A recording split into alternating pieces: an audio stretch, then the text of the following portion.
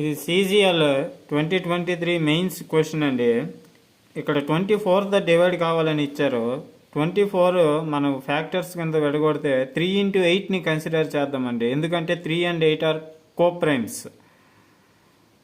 ఇప్పుడు ఫస్ట్ మనం Q value అందులో 8 డివిజిబిలిటీ చెక్ చేసి క్యూ వాల్యూ తీసుకుంటే 904, 944, 984 వస్తున్నాయి last 3 digits. So Q value 0, 4, 8 వస్తుంది.